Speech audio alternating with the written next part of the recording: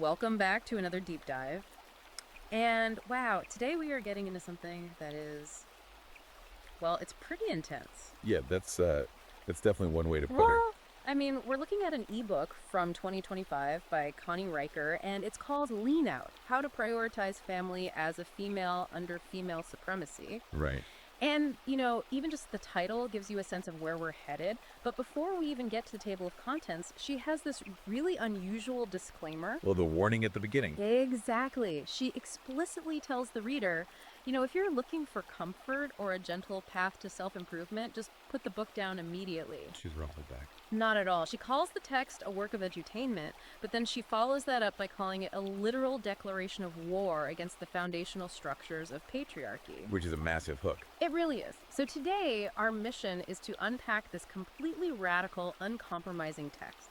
We're exploring a philosophy that views traditional corporate empowerment not as a victory, but literally as a suicide note. Yeah. And real quick, before we jump into the deep end here, please take a second to like and subscribe to the show. It really helps us out, and it ensures you never miss one of these explorations. So before we get into the actual chapters, it is so crucial to frame exactly how we are approaching this text today. Right, the ground rules. Exactly. Our goal here is purely analytical.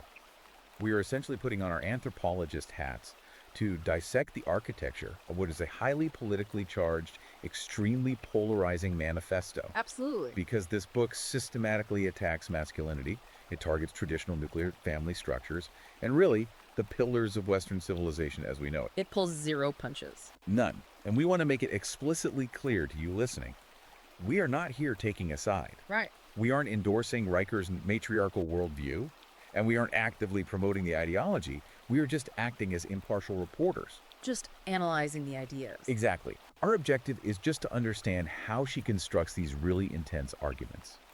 It's a fascinating study in extreme ideological architecture. And you really see that architectural intent before you even read a single word. I mean, the cover art alone. Oh, the cover art sets the tone immediately. It does. It's so striking. So picture this. It features 5 women, and they're dressed in these flowing black robes, wearing traditional pointed black witch hats. Right. And they're standing in a closed circle, looking down at a woven straw man that's just lying on the ground, like an effigy. Yeah, an effigy. It's unapologetic. It tells you right away we are not dealing with a gentle, reformist critique of modern feminism. No.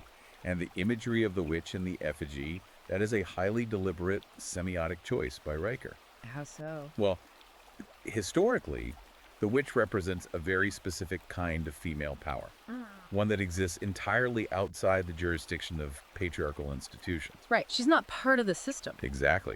A witch is uncategorized, she's unmanaged, and therefore inherently terrifying to the status quo. She draws her power from nature, from the esoteric. Rather than from male-granted authority. Exactly. So by placing that imagery over a literal straw man, Riker is signaling to the reader that she has zero interest in reforming the current system. She's not asking for better maternity leave. No, she isn't asking for policy changes at all. She is interested in completely incinerating the existing paradigm. And she starts that incineration by going straight for the throat of the Lenin era. Right, chapter 1. Yeah. For the better part of the last decade, Sheryl Sandberg's Lenin philosophy has been, the mainstream gold standard for professional women. The whole idea of asserting yourself. Right. Negotiating harder, demanding a seat at the corporate table, overcoming your own hesitations to climb the ladder. And Riker just completely rejects that. She frames it as an act of profound betrayal.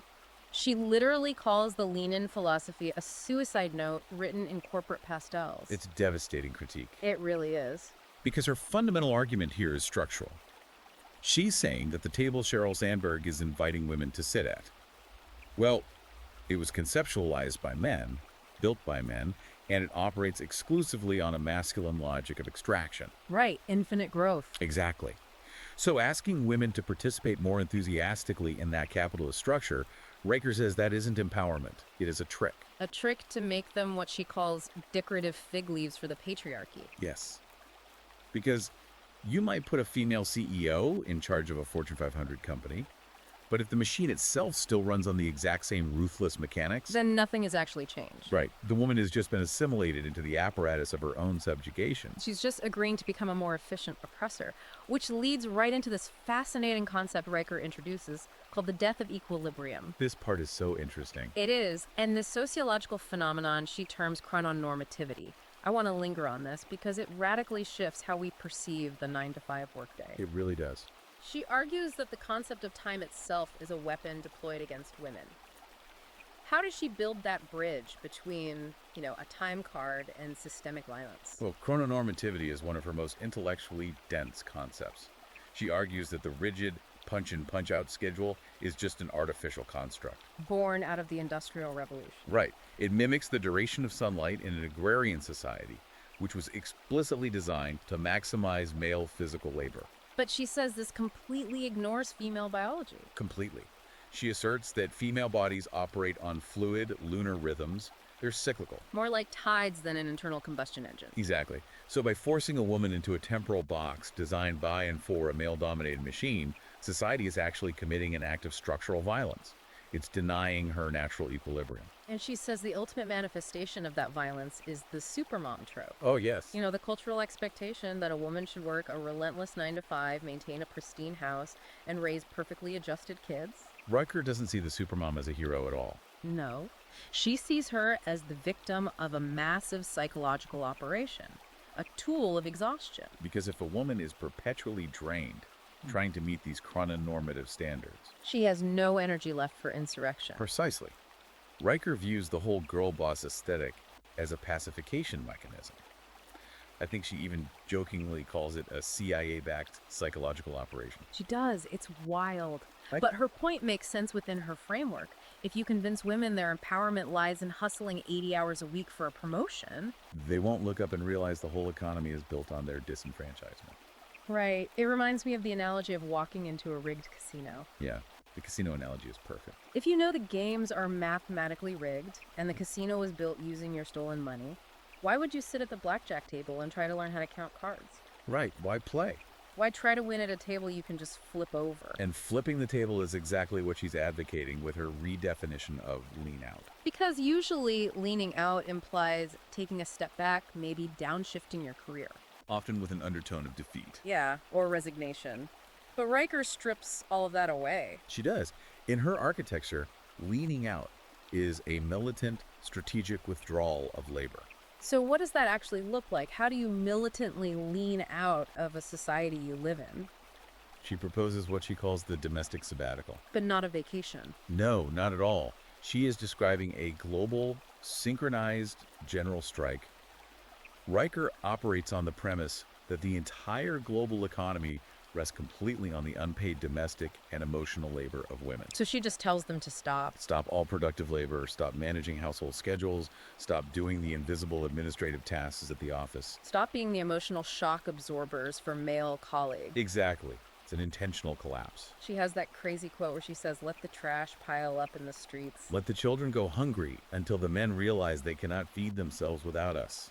It is so dark. It's an uncompromising assertion of dominance through the total denial of service. She wants to starve the beast until it capitulates. Because her hypothesis is that the patriarchal system is actually incredibly fragile. It projects strength, but it relies on that invisible supply chain of female care.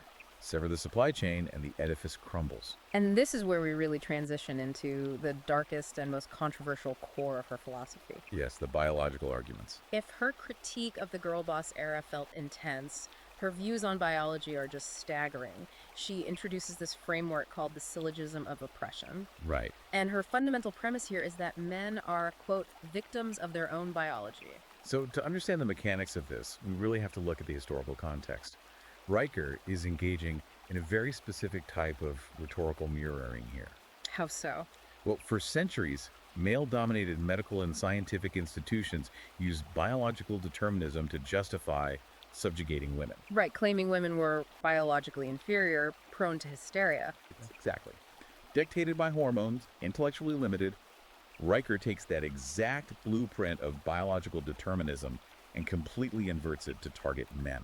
The rhetorical flip is audacious. She looks at the Y chromosome and literally claims it is a genetic stutter. A broken X chromosome. Yeah. And from that premise, she extrapolates that this biological defect is the root cause of all male aggression and insecurity.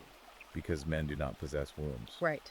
Because they can't physically gestate or create life, she argues they are driven by this subconscious, overwhelming necrophiliac death drive. And that concept of the death drive is so central to her thesis. She posits that because men are disconnected from the mechanism of creating life, they develop this frantic need to control it. To categorize it and ultimately destroy it. Right. In her view, every war, every extractive industry, every oppressive legal framework is just a symptom of this biological emptiness. And she applies this death drive directly to modern politics, specifically the 2022 Dobbs decision that overturned Roe v. Wade and other anti-abortion laws. Yes. This is where the theory crashes into the real world. She doesn't frame the abortion debate as a disagreement over legal precedent or fetal personhood. Not at all. She frames these legislative acts as literal manifestations of male necrophilic violence. Acts of violence by a biologically obsolete demographic. Right, trying to assert violent ownership over the female body to compensate for their own genetic inability to create. She argues they legislate reproductive systems because they are terrified of their own irrelevance. By forcing a woman to carry a pregnancy, the system is artificially inserting itself into a biological process it is otherwise excluded from. And she uses this searing metaphor for this. She says that trying to have a rational dialogue with the patriarchy is like trying to hold a town hall with a virus. You don't negotiate with a pathology. Right. You don't try to nurse a wolf back to health while its jaws are clamped around your leg. So then, how does she instruct women to deal with male grievances? She explicitly tells them to deploy Darvo. Now, Darvo deny, attack, and reverse victim and offender. That is traditionally used to identify the manipulative tactics of abusers in psychology. Right. An abuser denies the behavior, attacks the victim, and claims they are the true victim. But Riker completely inverts this. She tells readers to use Darvo as an aggressive tactical weapon. So when a man complains that he is being marginalized by female ambition, Riker says women should laugh, deny his victimhood, attack his biological incompetence, and reverse the roles. let him feel the sting of systemic dismissal. Because in her eyes, his oppression is just the painful exposure of his parasitic reliance on female labor. When you look at this objectively, you really have to note how closely this mirrors historical supremacist movements. Oh, absolutely. Right. Whenever an ideology seeks to justify the complete subjugation or disenfranchisement of a demographic, the first step is always pseudo-biology. You strip them of their humanity, call them a virus or a genetic stutter. And frame them as a biological threat to a pure group. Riker is using that exact historical blueprint. But using it as the foundation for a matriarchal takeover. An undeniable mandate for female supremacy. So if she views the male biological drive as this destructive parasitic force, how does she rationalize marriage? Or the family? She doesn't.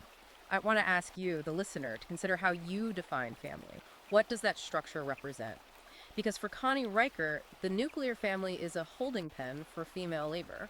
She even classifies romantic love as a parasitic infection. A parasitic infection. It's wild. She strips away all the sentimentality and cultural mythology. She examines the family entirely through a ruthless Marxist economic lens. She argues the isolated nuclear family is a recent sociological invention designed to isolate women from communal support networks. Like the extended village or tribe? Right, rendering them entirely dependent on a single male income. But she views that male income as fake. She argues male productivity in the capitalist marketplace is entirely propped up by the care economy. Meaning all the unpaid domestic and emotional labor provided by women at home. Right. Every dollar a man earns is only possible because a woman is expending her labor to feed him, clean his clothes, and absorb his emotional debris.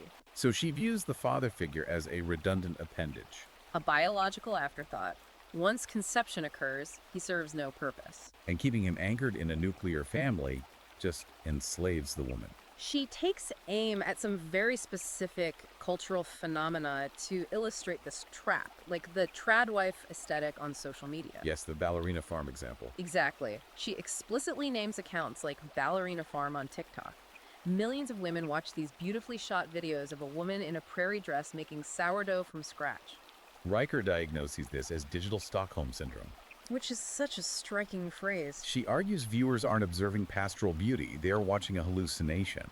The trad wife aesthetic is just the act of romanticizing servitude. It filters the brutal reality of subjugation through this vintage aesthetic lens to make the cage look inviting. To convince women their disenfranchisement is actually a noble choice. But conversely, if she despises the trad wife who gives away her labor, how does she view women who extract wealth from men? This is a profound pivot. She completely rehabilitates the concept of the gold digger. Right. Usually gold digger is a slur used to shame women, but Riker reframes them as heroes. She calls them Robin Hoods of the bedroom. Because if a woman is forced to operate in a society where men control the capital, while she refuses to perform unpaid domestic labor, Then marrying a wealthy man just to extract his capital is direct political action. she refers to them as reparations collectors, bypassing the rigged casino and siphoning resources back to the female class, And she takes this even further with the male appliance theory. which is fascinating. She says if a man is just an extraction agent for resources, why limit yourself to monogamy? She advocates for polyandry, One woman extracting resources from multiple men simultaneously. setting the woman at the center of the family as a monarch, managing these men like household appliances. And she grounds this in real-world anthropology to show it isn't just theoretical. She points to the Mosul people of China. Right, the matrilineal society in the Himalayas. Yes, they are known for their walking marriages. Women own the land, lineage is traced through the mother, and sexual partnerships are completely decoupled from economics and child-rearing. Fathers don't live with their biological children. They're raised collectively in the mother's communal household. Riker praises this as the ideal model for autonomous breeding, proving that the patriarchal nuclear family is a constructed prison, not the natural order. So if the goal is to sever reliance on the male figure at home, what about women who still have to survive in the current economy? Let's move to the corporate battlefield. Riker has a massive chapter titled The Whore of Authority. Her manual for operating within existing male corporate systems until they collapse. It's essentially a guide to guerrilla warfare. She provides a framework for psychological survival and sabotage. One of the biggest deconstructions here is her attack on imposter syndrome. For decades, women have been diagnosed with this feeling that they are frauds who don't belong in the boardroom. But Riker cites a KPMG study and completely dismantles the diagnosis. She re-diagnoses it as oppression fatigue. Right. She argues women don't feel like frauds because they're inadequate. They feel cognitive dissonance because they're forced to operate in a reality that actively denies their nature. Because corporate competence and professionalism have been defined by men. The baseline expectation is basically acting like a man. So when a woman tries to excel in that environment while staying true to her intuitive, fluid nature, her brain short circuits. It isn't self-doubt. It's the toll of existing as an alien in a hostile environment. She uses Susan Fowler's 2017 blog post about Uber to illustrate how a woman can break this cycle. Fowler meticulously documented the systemic misogyny and HR cover-ups at Uber. And that single post triggered a domino effect that ousted the CEO. But Riker doesn't view it just as whistleblowing. She elevates it to a spiritual exorcism. By holding up a mirror to Silicon Valley, Fowler forced the bro culture to gaze at its own grotesque reflection until it shattered. Riker instructs her readers that they possess this same destructive capability. She says, weaponize everything the patriarchy historically hates about you. Weaponize the bitch label. If demanding equal pay and refusing to coddle incompetence makes you a bitch, Yeah. embrace it. Let it serve as your armor. And then she explores the cry bully phenomenon. Which is a brilliant dissection of office politics. It really is her observation of how men weaponize their rare displays of emotion to derail accountability. Imagine a male executive called out for bias. He gets defensive, visibly upset, claims he's misunderstood. And suddenly the dynamic shifts. Yeah. The woman is now socially obligated to manage his emotional fragility and back down. To counter this, Riker targets the work of Brene Brown. Right. Brene Brown teaches that vulnerability is strength. Exposing our raw emotions is key to connection. But Riker subverts this completely. She argues that in the corporate battlefield, vulnerability is not for connection. It is an act of warfare. She asserts that the male psyche, built on repression and linear logic, is incredibly fragile when confronted with raw female emotion. When a woman exposes her raw emotion in a boardroom, she is detonating an emotional bomb. She calls it the armor of tears. She tells women their tears are not a weakness, they're a currency of power that men lack the processing power to compute. A woman crying disrupts the logical flow of the male space. Wow. It introduces chaos into an environment designed for control. She is advocating for women to be emotionally volatile on purpose, to dismantle corporate decorum. But surviving the corporate world is only temporary. To change the future, Riker argues you must fundamentally rewrite the past. Which brings us to her assault on the education system and history itself. She views all recorded human history as a holocaust of female intellect. Because of her syllogism of oppression. If history was written by men driven by a necrophiliac need to control, then the record is irreparably corrupted. The historian's pen is a weapon of erasure. So she concludes mainstream history is a massive fabrication, a propaganda tool of male supremacy. She demands the replacement of history with herstory. She uses the theory of relativity as a provocative example. She focuses on Albert Einstein's first wife, Mileva Maric. Right. While historians debate Marriage's exact contributions, Riker abandons nuance entirely. She demands we assume Maric actually authored the theory. Maybe scribbling it on a napkin while doing unpaid domestic labor, and Yeah. that Albert simply stole it. Riker argues this isn't an anomaly. Virtually every great man in history was just a plagiarist propped up by the stolen labor of brilliant women. Because they were denied the education or legal standing to claim credit.